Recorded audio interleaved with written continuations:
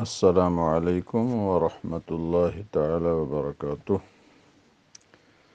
درس سنن الترمذی۔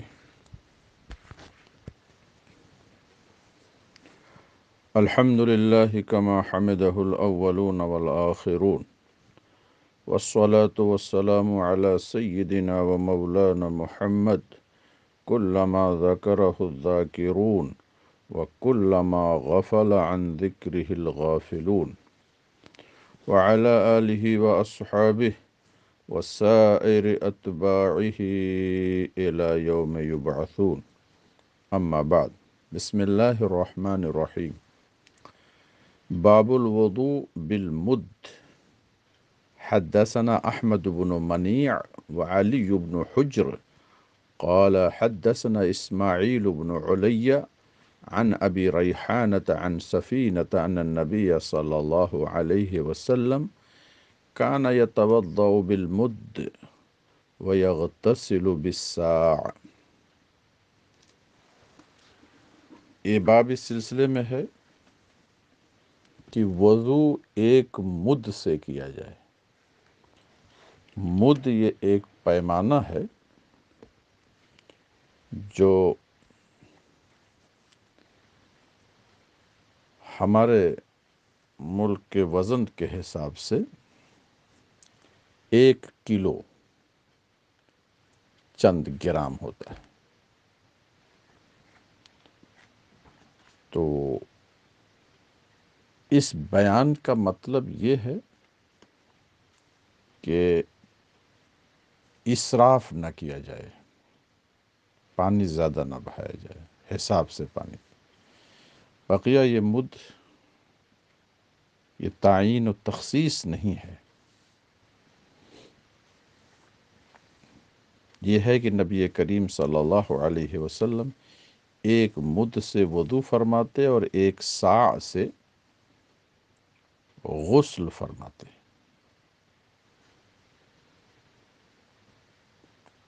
مد احناف کے ہاں 2 رطل ہوتا ہے، 1 کلو چند گرام، اور شافعیہ، مالکیہ، حنابلہ کے ہاں اس سے کم ہوتا ہے، 1 رطل اور 1/3 رطل، یعنی تقریباً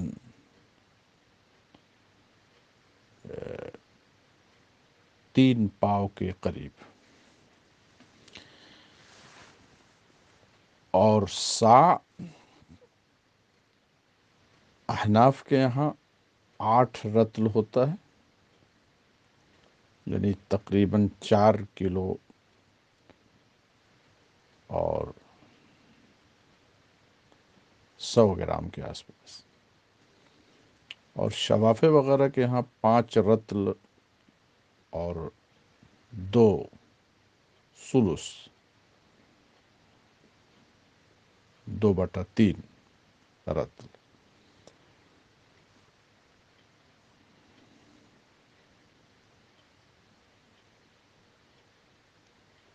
یہ معاملہ متعلق ہوتا ہے کہ بندہ وضو کرنے والا جسیم ہے یا نحیف ہے، وضو گرمی کے موسم میں کر رہے ہیں یا سردی کے موسم میں کر رہے ہیں۔ گرمی کے موسم میں کم پانی لگے گا، کمزور آدمی ہے، ہلکے اعضاء والا ہے تو اس پہ کم لگے گا۔ پھر اعضاء پہ بال ہیں تو پانی زیادہ لگے گا، بال نہیں ہیں تو پانی کم لگے گا۔ یہ سب تفصیلات ہیں۔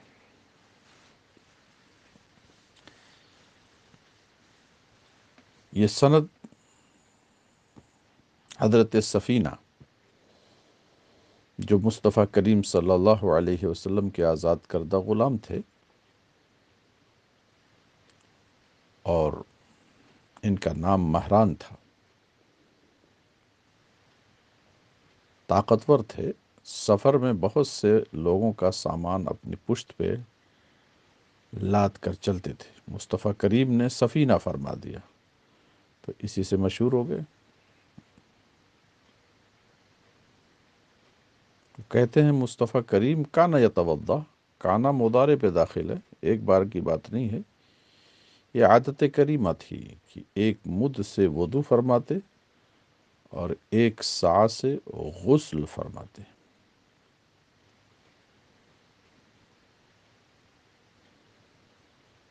اس باب میں ام المومنین صدیقہ حضرت جابر انس بن مالک رضی اللہ عنہم سے روایات ہیں، دفع دخل مقدر، حضرت سفینہ کی حدیث کو کیوں صراحتاً ذکر کیا اور بقیہ کو ضمناً؟ تو کہتے ہیں ترمذی سفینہ کی حدیث حسن صحیح ہے، راوی جو اس میں ابو ریحانہ ہیں ان کا نام عبداللہ بن مطر ہے۔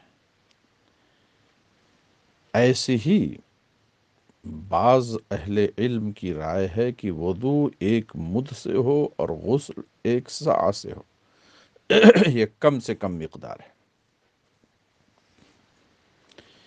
امام شافعی اور امام احمد بن حنبل اسحاق بن راہوے کہتے ہیں اس حدیث کا معنی توقیت و تعین نہیں ہے کہ اس سے زیادہ پانی استعمال کرنا ناجائز ہو یا اس سے کم استعمال کرنا ناجائز ہو، نہیں ہے، یہ مطلب کہنا ہوا قدر ما یکفی، یہ اتنی مقدار ہے کہ اتنے سے کفایت ہو جاتی ہے، بس یہ مقصد ہے بیان کرنے۔ چنانچہ اگر کوئی بندہ شک میں مبتلا ہو گیا تو اور بھی پانی استعمال کر سکتا ہے، کوئی گرمی میں حصول برودت کا ارادہ کر رہا تو کچھ اور استعمال کر لیا، اسراف نہ ہو، اسراف کا مطلب ناحق بے جا بلا کسی ضرورت کے خرچ نہ ہو۔ اس باب کو باندھا آگے والے باب و کراہیت الاسراف فی الوضو، وہ وضو ہو یا غسل ہو، اسراف ہر جگہ منع ہے، لا خیر فی الاسراف۔ کچھ لوگوں نے اس کو بدل دیا ہے کہ لا اسراف فی الخیر، اگر کہیں نیت خیر ہو تو اس میں اسراف نہیں کہا جاتا ہے، ورنہ یہ بھی فرمایا ہے کہ اگر تم نہر جاری پر وضو کرو تو بھی اسراف ہوتا ہے، اب بلا وجہ وہاں پہ لگے ہوئے ہو، اسراف ہے۔ حدثنا محمد بن بشار حدثنا ابو داود الطیالسی حدثنا خارجہ بن مصعب عن یونس بن عبید عن الحسن عن عطی بن ضمر السعدی عن ابی بن کعب عن النبی صلی اللہ علیہ وسلم قال ان للوضوء شیطانا یقال له الولہان، مصطفیٰ کریم نے فرمایا کہ ایک مخصوص شیطان ہے وضو کے وقت، اس کا نام ولہان ہے، وہ آتا ہے وسوسے ڈالتا ہے کہ پانی یہاں پہنچا کہ نہیں پہنچا، ایک بار دھلا کہ دو بار دھلا، پانی نجس ہے کہ پاک ہے، پانی تھوڑا ہے کہ زیادہ ہے، طرح طرح کے وسوسے ڈالتا ہے۔ بعض لوگوں نے تو ذکر کیا کہ بعض موسوسین کو دیکھا گیا کہ ایک ہی عضو پر 100 بار پانی بہاتے تھے، فرمایا مصطفیٰ کریم فتقوا وسواس الماء، تو پانی کے وسوسے سے بچو، یعنی وسوسہ دینے والے سے بچو اور شیطان کو خوش نہ کرو، لاحول پڑھ دو،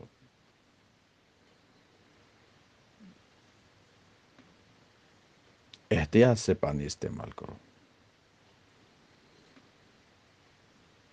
اس باب میں حضرت عبداللہ بن عمر اور عبداللہ بن مغفل سے بھی روایت ہے، مگر حضرت ابی بن کعب کی روایت کو صراحتاً کیوں ذکر کیا؟ ترمذی فرماتے ہیں ابی بن کعب کی حدیث غریب ہے، اس کی اسناد قوی نہیں ہے محدثین کے یہاں، عند اہل الحدیث، محدثین کے ہاں قوی نہ ہونے سے فقہا کے ہاں قوی نہ ہونا لازم نہیں ہے۔ اس کی وجہ بتاتے ہیں کہ اس میں غرابت ہے، کیونکہ ہم نہیں جانتے کہ کسی نے خارجہ کے علاوہ کسی نے اس کی اسناد کی ہو۔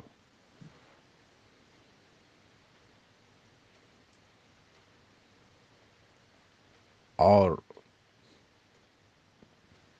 حسن بصری سے مرسلن یہ روایت اس حدیث کی متعدد طرق سے ہے۔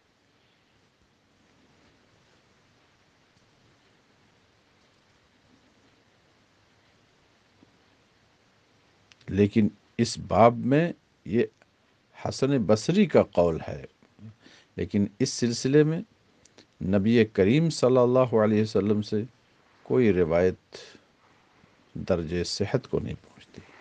لا یصحو سے حسن کی نفی نہیں، اور خارجہ کی جو روایت ہے وہ قوی نہیں ہے ہمارے اصحاب یعنی محدثین کے ہاں۔ عبداللہ ابن مبارک نے خارجہ کی تضعیف کی ہے، مگر تعدد طرق سے ضعف کا انجبار ہو جاتا ہے، جیسا کہ یہ بات مخفی نہیں۔ اب آگے کا باب ہے الوضوء لکل صلاح، ہر نماز کے لیے وضو کرنا، وضو رہے تب بھی وضو کرنا۔ وضو علی الوضو، نور علی نور، یہ استحبابی حکم ہے، وجوبی نہیں۔ اور دلیل میں یہ پیش کرنا کہ اذا قمتم الی الصلاۃ فاغسلوا وجوہکم، یہ خوب قوی دلیل نہیں ہے، اس لیے کہ وہاں مقصود ہے وانتم محدثون، جب تم بے وضو رہو تو وضو کر لو، یہ مطلب ہے۔ ویسے وضو، تجدید وضو یہ ایک استحبابی معاملہ ہے۔ حدثنا محمد بن حمید الرازی حدثنا سلمہ بن فضل عن محمد بن اسحاق عن حمید عن انس بن مالک ان النبی صلی اللہ علیہ وسلم کان یتوضأ لکل صلاح، ہر نماز کے لیے وضو فرماتے تھے، باوضو رہتے تھے تب بھی اور باوضو نہیں رہتے تھے تب بھی، طاہرا او غیر طاہر۔ کہتے ہیں میں نے انس سے پوچھا کہ آپ لوگ کیسے کرتے تھے؟ تو وہ کہتے تھے کہ ہم ایک وضو بناتے تھے، یعنی مطلب یہ ہے کہ ہر نماز، کئی نمازوں کے لیے ایک وضو کر لیتے تھے، جب تک حدث نہیں لاحق ہوتا تھا تو اس سے ہم نماز پڑھتے تھے، جیسا کہ دوسری بات ہے ما لم نحدث۔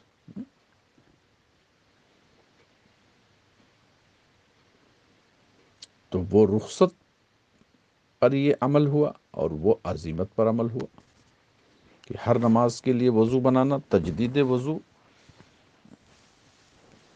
یہ عزیمت ہے، اور جب تک حدث نہ ہو وضو نہ بنانا یہ رخصت ہے، تو دونوں میں کوئی تضاد نہیں۔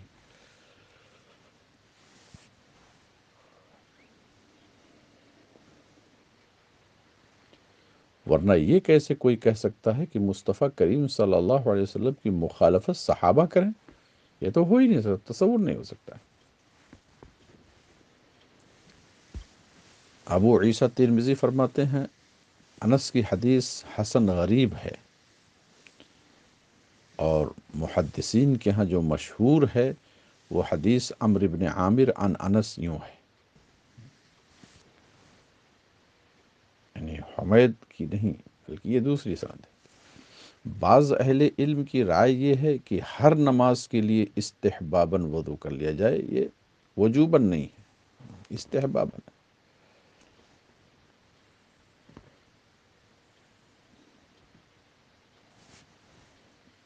حدثنا محمد بن بشار، وہ عمرو بن عامر کی روایت کو ذکر کر رہے ہیں۔ حدثنا محمد بن بشار حدثنا يحيى بن سعيد وعبد الرحمن بن مهدي قال حدثنا سفيان بن سعيد عن عمرو بن عامر الأنصاري قال سمعت انس بن مالك يقول كان النبي صلی اللہ علیہ وسلم يتوضأ عند كل صلاة، ہر نماز کے وقت آپ وضو فرماتے، اور بہت سی روایات میں ہے کہ نہیں بھی وضو فرمایا۔ کئی نمازیں پڑھی، اس کا ذکر آ بھی رہا۔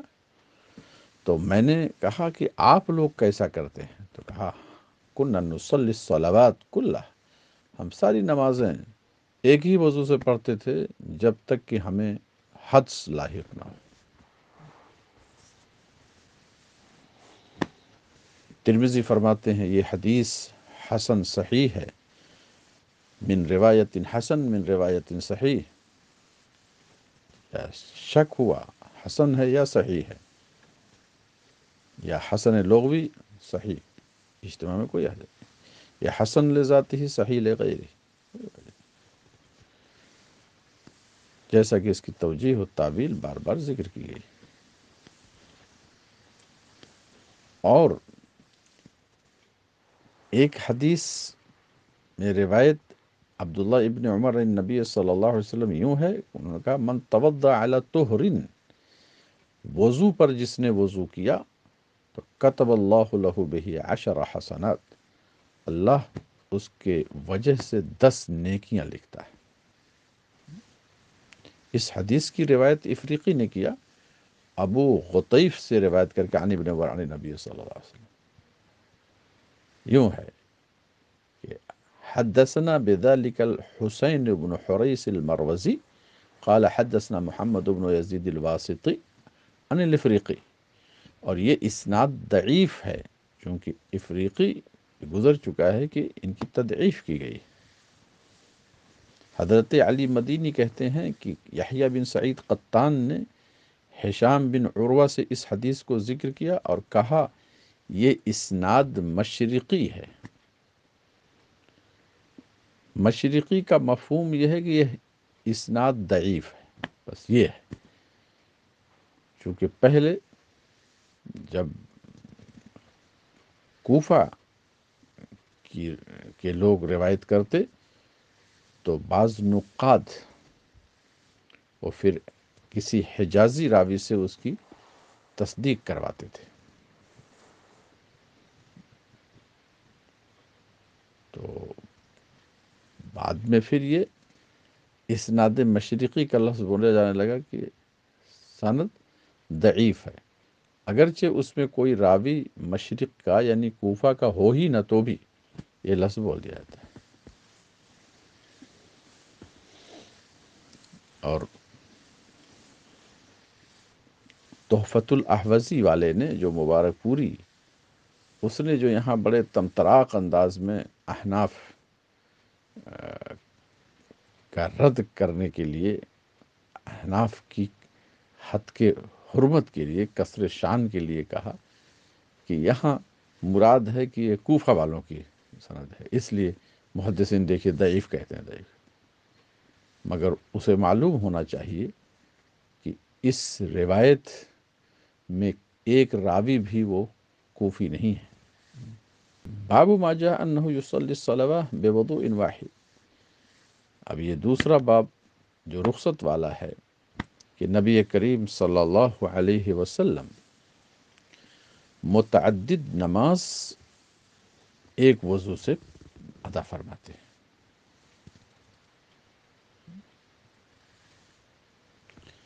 حدثنا محمد بن بشار حدثنا عبد الرحمن بن مهدي عن سفيان عن علقمة بن مرثد عن سليمان بن بريدة عن أبيه بريدة قال كان النبي صلی اللہ علیہ وسلم يتوضأ لكل صلاة، ہر نماز کے لیے وضو فرماتے۔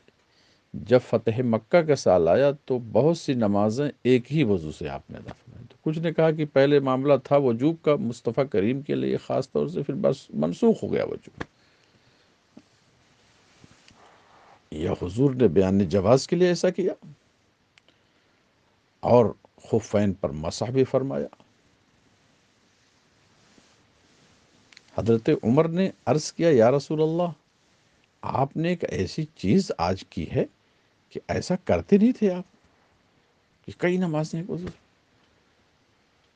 تو فرمایا عمدن فعلتو، میں نے قصدن ایسا کیا ہے کیونکہ یہ جائز ہے، درست ہے۔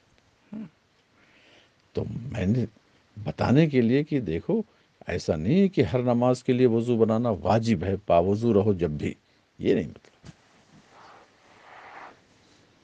ترمذی کہتے ہیں یہ حدیث حسن صحیح ہے۔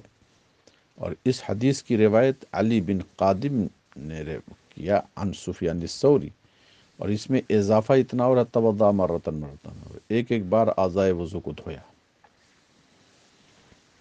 سفیان الثوری نے اس حدیث کی روایت محارب بن دثار عن سلیمان بن بریدہ عن النبی صلی اللہ علیہ وسلم کان یتوضا لکل صلاۃ، اور حضرت وکیع سفیان الثوری عن محارب عن سلیمان بن بریدہ عن ابیہ، یوں بھی ہے، متعدد سندیں ہیں۔ اور عبد الرحمن بن مہدی وغیرہ نے سفیان ثوری سے روایت کیا عن محارب بن دثار عن سلیمان بن بریدہ عن النبی صلی اللہ علیہ وسلم، عن ابیہ نہیں ہے، بس عن النبی صلی اللہ علیہ وسلم، یہ ارسال ہوا کیونکہ یہ تابعی ہیں، مگر فرماتے ہیں کہ یہ مرسل حدیث یہ حضرت وکی کی حدیث سے اصح ہے، جبکہ حضرت وکی کی حدیث مسند ہے۔ یہ مرسل اس سے زیادہ درجے صحت ہو کیونکہ اس کی روایت کثیر لوگوں نے کیا ہے۔ ارسال صحت کے منافی نہیں، اور اس پر اہل علم کا عمل بھی ہے، اس کی وجہ سے بھی قوت ہوتی ہے کہ متعدد نمازیں ایک وضو سے پڑھی جائیں جب تک کہ وضو ٹوٹے نہ، ما لم یحدث۔ بعض حضرات جو ہر نماز کے لیے وضو فرماتے یا وضو فرمانے کا حکم دیتے تو یہ حکم استحبابی ہوتا، وہ ارادت الفضل، اور فضل و ثواب کے حصول کے ارادے سے یہ ہوتا۔ اور افریقی کی روایت جو ابو غطیف سے ہے عن ابن عمر عن النبی صلی اللہ علیہ وسلم قال من توضع علی طہر کتب اللہ له به 10 حسنات، جس کا ذکر ابھی گزرا ہے کہ جس نے وضو پر وضو کیا تو اللہ اس کے بدلے میں 10 نیکیاں لکھتا ہے۔ اس کی اسناد ضعیف ہے افریقی کی وجہ سے۔ اور اس باب میں حضرت جابر بن عبداللہ سے ایک روایت یہ بھی ہے کہ مصطفیٰ کریم نے نماز ظہر اور عصر دونوں ایک وضو سے پڑھی۔ جمع بین الصلاتین کا یہ ذکر نہیں ہے، نماز ظہر الگ ہے، نماز عصر الگ ہے، اور ایک وضو سے دونوں نمازیں پڑھی۔ سمجھا گیا کہ جب تک وضو ٹوٹے نہیں تو نماز پڑھنا ہو، طواف کرنا ہو، تلاوت کرنا ہو، کوئی مذائقہ نہیں ہے، تجدید وضو کی ضرورت نہیں۔ ایک وضو سے کئی طواف کرو، ایک وضو سے بار بار قرآن شریف پڑھو، کوئی مذائقہ نہیں۔ وصلی اللہ تعالی علی النبی الکریم وعلی آلہ وصحبہ اجمعین۔